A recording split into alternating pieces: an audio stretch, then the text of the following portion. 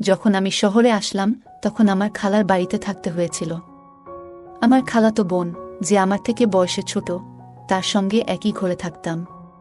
প্রতিদিন যখন কাজ থেকে ক্লান্ত হয়ে এসে আমি আমার বিছানায় শুয়ে পড়তাম, আর সে আমার পাশে ঘুমাতো। সেই রাতে বাড়ি ফিরতে একটু দেরি হয়ে গিয়েছিল।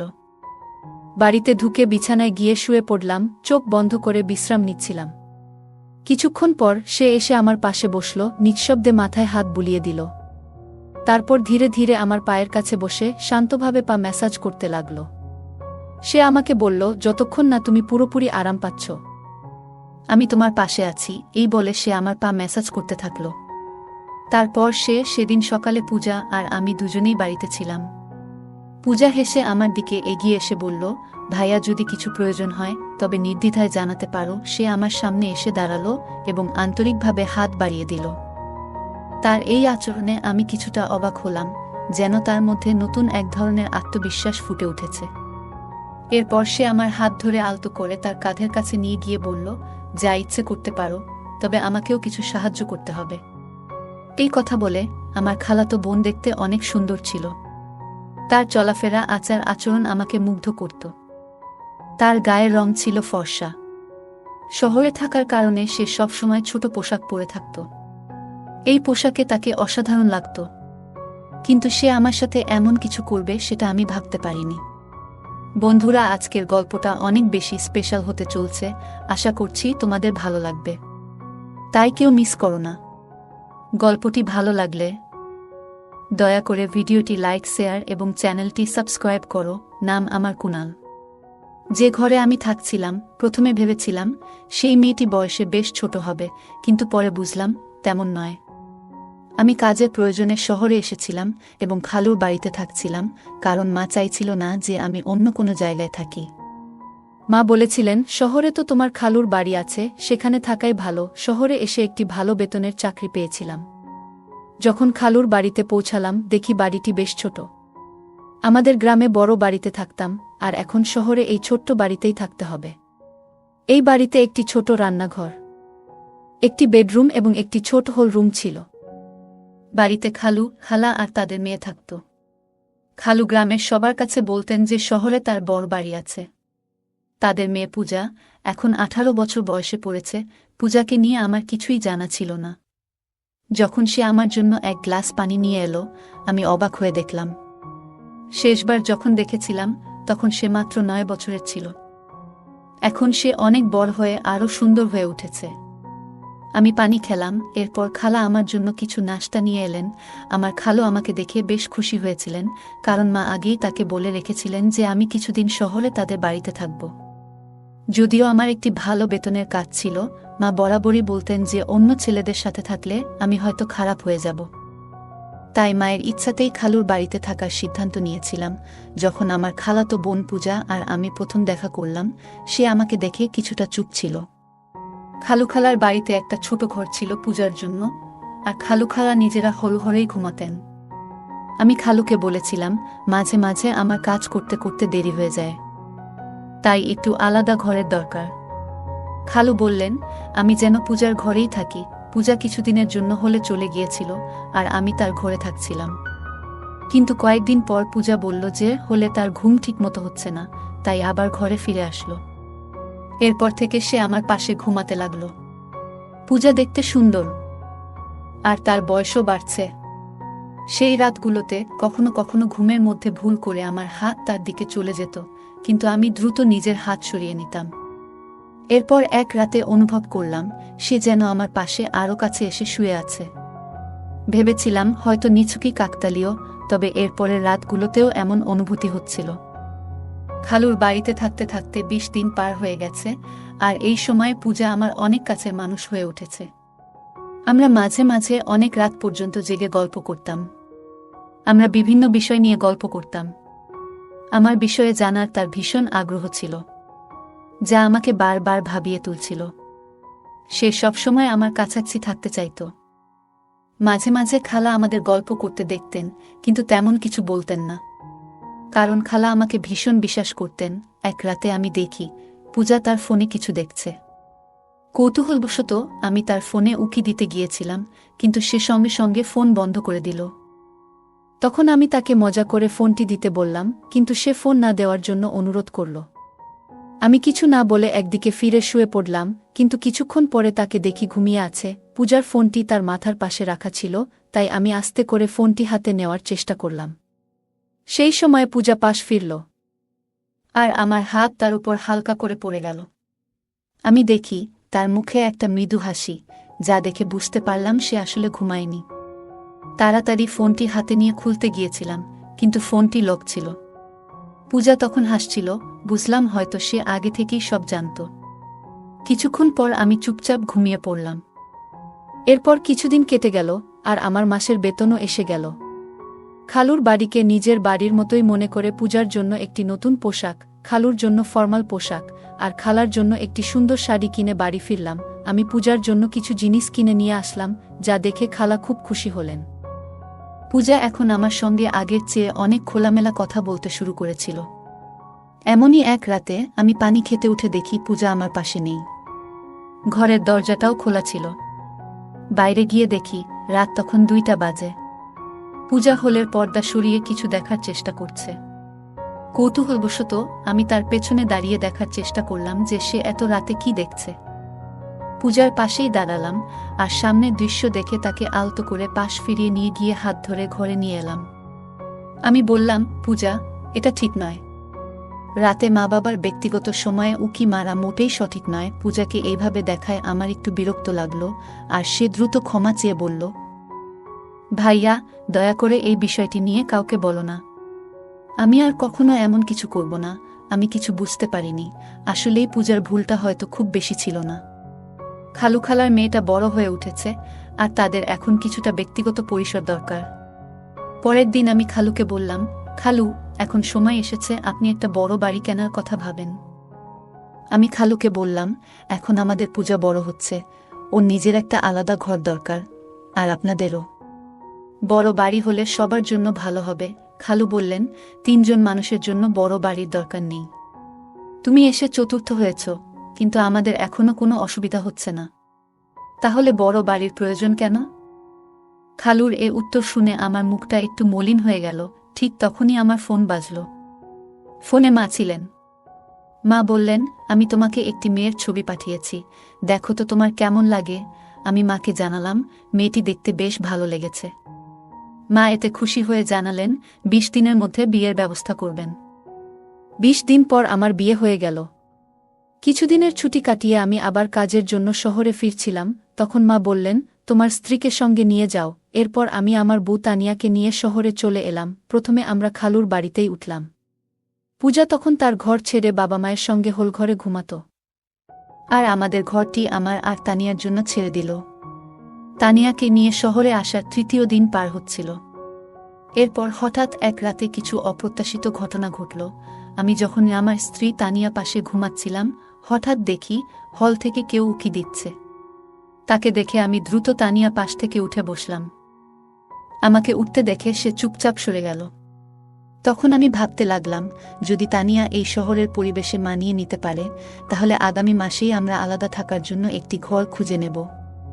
কারণ আমি শহরে আসার পর থেকেই আমার খালাতো বোন আমাকে বিশেষ নজরে রেখেছিল।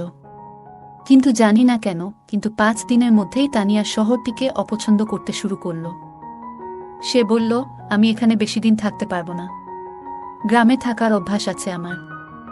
এখানের পানি, এখানের বাতাস, কিছুই আমার ভালো লাগছে না। হঠাৎ করেই তানিয়ার শরীর খারাপ হতে লাগল। অনেকদিন ধরে শহরের পানিতে আমার কোনো সমস্যা হয়নি, কিন্তু তানিয়ার শারীরিক অবস্থা খারাপ হতে শুরু করল। তাই সে গ্রামে ফিরে যেতে চাইল, আর আমি তার শারীরিক অবস্থার কথা ভেবে তাকে গ্রামে পাঠিয়ে দিলাম। এরপর আমি খালুর বাড়িতে একাই থাকতে শুরু করলাম। তানিয়ার প্রতি আমার যতটা ভালোবাসা থাকার কথা ছিল, ঠিক ততটা যেন অনুভব করছিলাম না। তার ছবি দেখে যেমন ভেবেছিলাম, বাস্তবে তেমনটা ছিল না। বিয়ের সময় তাকে দেখেছিলাম খুবই আকর্ষণীয়, কিন্তু বিয়ের পর মেকআপ ছাড়া দেখলে তাকে কিছুটা আলাদা লাগত। আমার স্বপ্নের মতো ছিল না, তবে সে অনেক ভালো এবং নির্ভরযোগ্য, তাই ওর সঙ্গে জীবন কাটানোর সিদ্ধান্ত নিলাম। তানিয়া গ্রামে চলে যাওয়ায় আমার জন্য পরিস্থিতি একটু স্বাভাবিক হয়ে গেল। আমি শহরে কাজ করছিলাম, আর একা থাকার জন্য আলাদা খরচ করার প্রয়োজন মনে করিনি। মায়ের ইচ্ছাতেই খালুর বাড়িতে থেকে যেতেই মনে হলো ভালো। তানিয়া যাওয়ার পর 3 দিনের ছুটি নিয়ে বিশ্রাম নিলাম, কারণ কাজের চাপে বেশ ক্লান্ত হয়ে পড়েছিলাম। ছুটির দিন সকালে খালু তার কাজে বেরিয়ে গেলেন, আর খালাও প্রতিদিনের মতো তার অফিসে চলে গেলেন। সেদিন সকালে পূজা আর আমি দুজনেই বাড়িতে ছিলাম। নাস্তা করার পর আমি আমার ল্যাপটপ নিতে শোবার ঘরে যাচ্ছিলাম। ঘরের দরজায় কোনো কপাট ছিল না, তাই দরজা সবসময় একটু খোলা থাকত। সেদিন আমি খোলা দরজার ফাঁক দিয়ে দেখলাম পূজা নিজের পোশাক পরিবর্তন করছে। তার উজ্জ্বল গায়ের রং দেখে কিছুক্ষণের জন্য আমার দৃষ্টি আটকে গেল। তখন ভাবলাম, কোথায় আমার শ্যামলা তানিয়া বউ আর কোথায় এই পূজা? দুজনের মধ্যে যেন একেবারেই মিল নেই। এতদিন পূজা আমার আশেপাশেই ছিল, কিন্তু কখনো তাকে এভাবে দেখিনি। তার উজ্জ্বল গায়ের রং দেখে এক মুহূর্তের জন্য মনে হলো ভাগ্য যেন আমার সঙ্গে একটু খেলা করছে। তারপর তার কালো লম্বা চুলের দিকে তাকালাম, যা আমার মনে এক অদ্ভুত সাড়া জাগিয়ে তুলল। কিছুক্ষণ পর আমি যখন ঘর থেকে বের হলাম, তখনও তাকে দেখছিলাম, আর মনে হচ্ছিল সে সত্যিই অসাধারণ সুন্দর। খালা সাধারণ মধ্যবিত্ত হলেও পূজার সৌন্দর্য যেন তাকে আরও আকর্ষণীয় করে তুলেছিল। সেদিন রাতে পূজা আমার ঘরে এসে বলল, ভাবি তো গ্রামে চলে গেছেন, এখন আমি আবার আমার ঘরে শান্তিতে শুতে পারব। সে আর হোল ঘরে শুতে চায়নি, তাই আমি তাকে আগের মতো আমার ঘরেই শোয়ার অনুমতি দিলাম। সেই রাতে ঘরে অন্ধকার ছিল, আর কিছুক্ষণ পর আমি শুনলাম কারো পায়ের শব্দ। ঘরের আলো জ্বালিয়ে দেখি পূজা তার আলমারির পোশাকের কাছে দাঁড়িয়ে আছে। আমি তার কাছে গেলাম, কোনো কথা না বলে আমার শার্ট খুলে রেখে দিলাম, তারপর আলো নিভিয়ে শুয়ে পড়লাম। মনে হলো পূজাও হয়তো পোশাক বদলানোর জন্য দাঁড়িয়েছিল, তাই আলো নিভিয়ে দিয়েছিলাম। কিছুক্ষণ পর আবার একবার আলো জ্বালালাম, তখন দেখলাম পূজা ছোট পোশাকে দাঁড়িয়ে আছে। তাকে এভাবে দেখে আমি একটু লজ্জা পেলাম। তারপর আবার আলো বন্ধ করে ঘুমিয়ে পড়লাম। সে সবসময় ছোট পোশাক পরত, যা তাকে অসাধারণ লাগত। পরের দিনও আমার ছুটি ছিল, কারণ আমার পুরো 3 দিনের ছুটি ছিল। তখন আমার এক বন্ধু প্রস্তাব দিল, চলো আজ কোথাও ঘুরতে যাই। দুপুরে আমরা বের হলাম, আর তখনই একটি দামি ক্যাফেতে পূজাকে বসে থাকতে দেখলাম। তার বন্ধুরা বেশ অভিজাত সাজে বসেছিল, আর পূজা অন্য ধরনের পোশাক পরেছিল। এরপর আমি উঠে গিয়ে পূজার সাথে দেখা করলাম এবং জিজ্ঞাসা করলাম, এটা কি হচ্ছে? সে আমাকে তার এক বন্ধু থেকে আলাদা করে নিয়ে বলল, কুনাল, আমি আজ রাতে তোমার সব প্রশ্নের উত্তর দেব। তুমি এখন এখানে থেকে চলে যাও, প্লিজ। আর হ্যাঁ, আমি না বলা পর্যন্ত চুপ থাকো। এরপর রাতে খালা ঘুমিয়ে যাওয়ার পর আমি পূজার কাছে গেলাম এবং জিজ্ঞাসা করলাম, আচ্ছা এখন বলো। পূজা বলল, এটা হলো উচ্চমানের জীবনের কিছু অংশ। কেন? আমি কি এভাবে থাকতে পারি না? পূজা 18 বছরের একটি মেয়ে হলেও তার কথাবার্তা ও আচরণে এক ধরনের পরিবর্তন লক্ষ্য করলাম। কথা বলতে বলতে সে আমার আরও কাছে চলে আসে। আমার বিয়ের পর থেকে আমি অনুভব করেছি যে এক নারীর সঙ্গ কতটা বিশেষ, আর পূজাকে কাছে পেয়ে আমি যেন একটু বিভ্রান্ত হয়ে পড়লাম। তবে নিজেকে সামলে নিয়ে আমি তাকে কিছুটা দূরে সরিয়ে দিলাম। সেদিন রাতে আমি তাকে দূরে রেখেই শুয়ে পড়লাম এবং সকালে উঠার আগেই ঘর থেকে বেরিয়ে গেলাম। আমি বসার ঘরে বসে সকালে নাস্তা করছিলাম, তখন দেখলাম পূজা একটু অস্বাভাবিকভাবে হাঁটছে। বুঝতে পারছিলাম না কেন সে এমনভাবে হাঁটছে। মনে হলো হয়তো তার পায়ে কিছু হয়েছে। যখন খালা পূজাকে এভাবে হাঁটতে দেখলেন, তিনি জিজ্ঞাসা করলেন, পূজা, তুমি এমনভাবে হাঁটছ কেন? পায়ে কিছু হয়েছে নাকি? পূজা সরাসরি আমার দিকে তাকিয়ে বলল, কুনালি ভালো জানে আমার পায়ের কি সমস্যা হয়েছে। তার এভাবে ইঙ্গিত করায় আমি কিছুটা বিব্রত বোধ করলাম, কারণ আমি নিজেই জানতাম না কেন সে আমাকে এভাবে বলল। এরপর আমি খালাকে বুঝিয়ে বললাম যে রাতে শুতে গিয়ে পূজার পা হয়তো বিছানার কোণে লেগে গিয়েছিল। পূজা সকাল থেকে আমাকে খুব অদ্ভুত দৃষ্টিতে দেখছিল। আমি ভাবলাম খালা কাজের জন্য বেরোলেই তাকে জিজ্ঞাসা করব কেন সে এমন মিথ্যে বলেছিল। সে তখন বলল, আজ তো শুধু মায়ের সামনে এমন হাঁটছিলাম, কাল বাবার সামনেও একইভাবে হাঁটব। আমি আরও অনেক কিছু করতে পারি, যদি তুমি আমাকে আমার ইচ্ছামতো কিছু না দাও। আমি পূজাকে বললাম, যখন তোমার এমন কিছু প্রয়োজন নেই, তখন কিভাবে তোমায় আমি কিছু দিতে পারি? পূজা আমার দিকে এগিয়ে এসে হেসে বলল, যা প্রয়োজন তা চাইলেই নিতে পারো। সে আমার সামনে দাঁড়িয়ে হাত বাড়িয়ে দিল। তার আচরণে আমি একটু অবাক হলাম। এরপর সে আমার হাত ধরে আলতো করে তার কাঁধের কাছে নিয়ে গেল এবং বলল, তোমার যা ইচ্ছা করতে পারো, তবে আমাকে কিছু সাহায্য করতে হবে। হঠাৎ মনে পড়ল, হয়তো গত রাতে পূজা আমার কাছ থেকে কিছু আর্থিক সাহায্য নিতে চেয়েছিল, কিন্তু আমি তখন কিছু বলিনি। এখন তার কথায় মনে হলো সে আসলেই কিছু সহযোগিতা চাচ্ছে। আমি শান্তভাবে বললাম, এভাবে চাওয়াটা ঠিক নয়, কিন্তু সে আমার কথা শুনতে আগ্রহী নয় বলে মনে হলো এবং পুনরায় আমার দিকে হাত বাড়ালো। পূজা বলল, এখন আমাদের মাঝে আর কেউ নেই, তুমি যা চাও নিতে পারো। সে কথা বলছিল, তখন হঠাৎ দরজায় খালা এসে হাজির। খালা বললেন, পূজা, এসব কি করছো? পূজা বলল, আমি কি কিছু ভুল করছি? আমি চাই ভালোভাবে বাঁচতে, তাই যা প্রয়োজন সেটাই করছি। আপনি কি আপনার ম্যানেজারের সাথে এমন কিছু করেন না এবং তাতে টাকা নেন না? আমি সবই দেখেছি। আমিও চাই এই বাড়িতে নিজের উপার্জনের পথ খুঁজে নিতে। তাই এতে ভুল কি? খালা পূজার কথায় চিৎকার করে বললেন, তুমি একদম বোকা। বড়দের সাথে কিভাবে কথা বলতে হয় সেটুকুও জানো না। খালা পূজার মুখ বন্ধ করার জন্য তার দিকে এগিয়ে আসছিলেন, তখন আমি তাকে থামালাম। আমি খালাকে জিজ্ঞাসা করলাম, পূজা যা বলছে সেটা কি সত্য? খালা মাথা নিচু করে চুপ থাকলেন, কিছু বলতে পারলেন না। তখন আমি বললাম, খালা, আপনি কি জানেন এসব দেখে পূজা কতটা প্রভাবিত হয়েছে? আমি এই বাড়িতে আসার পর একবার নয়, দুবার পূজাকে আমার পকেট থেকে টাকা নিতে দেখেছি। শুধু একবার নয়, একাধিকবার আমার টাকা হারিয়েছে। হয়তো আপনাদের আচরণের কারণেই সে এমন করছে। আমি সবসময় শান্ত থাকতাম, এই পরিবারের কোনো সদস্যের উপর কখনো সন্দেহ করিনি। তবে এখন মনে হচ্ছে পূজার এই সমস্যার স্থায়ী সমাধান করা জরুরি, কারণ তার অবস্থা দিন দিন খারাপের দিকে যাচ্ছে। পূজাকে টাকা নিতে দেখার পর থেকেই আমি তার দিকে নজর রাখছিলাম। সে এখন আমার সামনে আর টাকার জন্য চেষ্টা করতে পারছে না। তবে জানতাম না সে এমন কোনো পথ বেছে নেবে। এবার সত্যিটা বলুন, খালু যখন বাইরে থাকেন তখন আপনারা দুজন কি করেন? আমার প্রশ্নে খালা কেঁদে ফেললেন এবং বললেন, দয়া করে শান্ত থাকো, আর তোমার খালুকে এসব কিছু বলো না। আমি একবার কোম্পানির এক সহকর্মীকে কাজে সাহায্য করতে গিয়েছিলাম। তারপর থেকে তার নজর আমার দিকে পড়ে এবং আমাদের মধ্যে সম্পর্ক তৈরি হয়। এই সম্পর্ক শুধুই টাকার কারণে। তোমার খালুর কাছে টাকা থাকলেও তিনি আমাদের ঠিকমতো খুশি রাখতে পারেন না, এমনকি নিজের প্রয়োজনেরও খেয়াল রাখেন না। তাই কোম্পানির ম্যানেজার থেকে যে অর্থ পাই তা দিয়ে আমি আর পূজার প্রয়োজন মেটাই। তোমার খালুর শহরে আরেকটি বড় বাড়ি আছে, তবে সেটি ভাড়া দিয়ে তিনি কিছু আয় করেন। খালা বললেন, তোমার খালুর সাশ্রয়ী মনোভাবের কারণে আমাদের এমন ছোট্ট একটি ঘরে মানিয়ে নিতে হয়েছে। এতে আমাদের জীবন কঠিন হয়ে উঠেছে, তবে এখন আমার ভুল বুঝতে পেরেছি। তারপর খালা পূজার দিকে তাকিয়ে বললেন, পূজা, আমাকে ক্ষমা করো। আমি আজ থেকে চাকরি আর ম্যানেজারের সাথে সম্পর্ক ছেড়ে দেব। পূজা বলল, মা, আমি ইচ্ছে করেই এসব করেছি যাতে আপনি এই পথ ছেড়ে দেন। যখন কুনাল দাদাভাই আমাকে টাকার জন্য সন্দেহ করেন তখন তাকে পুরো সত্যটা বলেছিলাম। আপনি নিজের কর্ম নিয়ে ভাবেননি, আর আমার চোখ খুলে দেওয়ার জন্য কুনাল দাদাভাইয়ের প্রতি আমি কৃতজ্ঞ।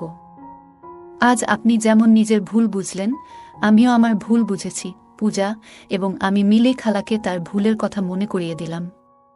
আমিও তাকে বোঝালাম এবং একটি ছোট্ট পরিকল্পনা সাজানোর পরামর্শ দিলাম। শেষমেশ খালা আমার কথা মেনে নিলেন এবং পূজাকে নিয়ে চিরদিনের জন্য তার নিজের বাড়ি চলে যাওয়ার সিদ্ধান্ত নিলেন।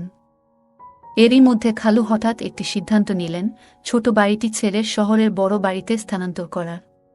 খালুর এই সিদ্ধান্ত শুনে খালা এবং পূজা দুজনেই খুশি হল এবং আমাকে ধন্যবাদ দিল। সেই দিন থেকেই খালু তার সাশ্রয়ের অভ্যাস অনেকটাই কমিয়ে আনলেন। আমিও জীবনের পথে মায়ের কাছ থেকে শিখেছি যে অর্থ বাঁচানো গুরুত্বপূর্ণ, তবে পরিবারের মানুষদের খুশি রাখাও সমান জরুরি।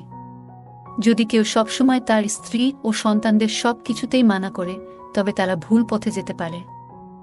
একজন মানুষ তার পরিবার এবং নিজের জন্যই উপার্জন করে। সঞ্চয় করা ভালো, তবে নিজের পরিবারকে কষ্ট দিয়ে নিজের জীবনকে সীমাবদ্ধ রেখে সঞ্চয় করা ঠিক নয়। অতিরিক্ত সাশ্রয়ী মনোভাবের কারণে কখনো কখনো আমাদের পরিবারের কেউ দুর্ভাগ্যের মুখোমুখি হতে পারে। তাই টাকা জমাতে হবে, তবে এতটাই যেন আমরা আমাদের জীবন উপভোগ করতে না ভুলে যাই। পরিবারকে ভালো রাখার জন্য টাকা জমানো প্রয়োজন, তবে পরিবারের সদস্যদের প্রতি যত্ন ও খুশির বিশ্বাসটি ত্যাগ করা ঠিক নয়। যদি পরিবারের সঙ্গে যুক্ত কেউ অতিরিক্ত সাশ্রয়ী হয়, তবে এর নেতিবাচক প্রভাব হতে পারে। অর্থ জমানোর সাথে সাথে পরিবারের সদস্যদের চাহিদা এবং মানসিক অবস্থার প্রতিও যত্ন নেওয়া জরুরি। পারিবারিক সমস্যাগুলি সময়মতো আলোচনা করে সমাধান করা প্রয়োজন। যদি খালা এবং পূজার মধ্যে কথোপকথন না হতো, তাহলে সমস্যাগুলি আরও জটিল হয়ে উঠত। একে অপরের কথা শোনা, ভুল বোঝাবুঝি দূর করা এবং সমস্যা নিয়ে খোলামেলা আলোচনা করা অনেক ক্ষেত্রে সমাধানের পথ খুলে। একজন মানুষ তার পরিবারের জন্যই পরিশ্রম করেন, তাই তাদের সুখ ও সন্তুষ্টি নিশ্চিত করাও তার দায়িত্ব। পরিবারের চাহিদা পূরণে সচেতন না হলে সদস্যদের মাঝে অসন্তোষ জন্মাতে পারে এবং তারা ভুল পথে যেতে পারে। গল্পের শেষে খালা ও খালু তাদের ভুল বুঝতে পেরে পরিবর্তনের সিদ্ধান্ত নেন। আমাদের জীবনেও অনেক সময় ভুল হতে পারে, তবে সেগুলো থেকে শিক্ষা নিয়ে সম্পর্কগুলো আরও মজবুত করে তুলতে হবে। গল্পটি আমাদের শেখায়, সমস্যাগ্রস্ত কাউকে সহানুভূতির সাথে বোঝানো এবং সঠিক পথে নিয়ে আসা একজন ভালো মানুষের বৈশিষ্ট্য। বন্ধুরা, যদি এই গল্পটি ভালো লেগে থাকে তাহলে দয়া করে ভিডিওটি লাইক করুন এবং আমাদের চ্যানেলটি সাবস্ক্রাইব করুন। পাশে থাকা বেল আইকনটি প্রেস করুন, যাতে করে আমরা যখনই নতুন ভিডিও আপলোড করি তার নোটিফিকেশন সবার আগে আপনার কাছে পৌঁছে যায়। ধন্যবাদ, দেখা হবে আমাদের পরবর্তী ভিডিওতে।